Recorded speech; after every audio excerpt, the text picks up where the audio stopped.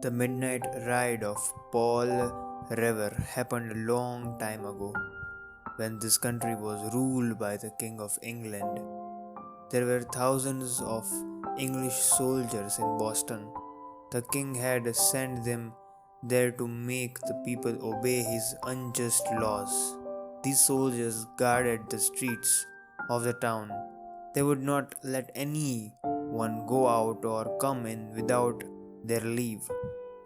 The people did not like this. They said, "We have a right to be free men, but the king treats us as slaves. He makes us pay taxes and gives us nothing in return. He sends soldiers among us to take away our liberty." The whole country was stirred up. Brave men left their homes and hurried towards Boston. They said, "We don't wish to fight against the king, but we are free men, and he must not send soldiers to oppress us. If the people of Boston must fight for their liberty, we will help them." These men were not afraid of the king's soldiers. Some of them camped in Charlestown, a village near Boston.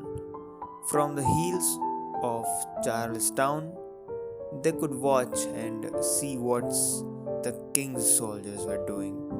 They wished to be ready to defend themselves if the soldiers should try to do them harm. For this reason, they had bought some powder and stored it and conserved nearly 20 miles away. When the king's soldiers heard about this powder, they made up their minds to go out and get it for themselves. Among the watchers at Charlestown was a brave young man named Paul Revere. He was ready to serve his country in any way that he could. One day, a friend of his who lived in Boston came to see him. He came very quietly and secretly to escape the soldiers. "I have something to tell you," he said. "Some of the king's soldiers are going to consort to get the powder that is there. They are getting ready to start this very night." "Indeed," said Paul Revere, "they shall got no powder. If I can help it, I'll stir up all the farmers between here and Consort, and those fellas will have a hot time of it. But you must help me." "I will do all that I can," said his friend. "Well then," said Paul Revere, "you must go back to Boston and watch. Watch, and as soon as the soldiers are ready to start, hang a lantern in the tower of the old North Church. If they are to cross the river, hang too. I'll be there, ready. As soon as I see the light, I will mount my horse and ride out to give the alarm." And so it was done. When night came, Paul Revere was at the riverside with his horse. He looked over toward Boston. He knew where the old North Church stood, but he could not see much in the darkness. Hour after hour he stood and watched.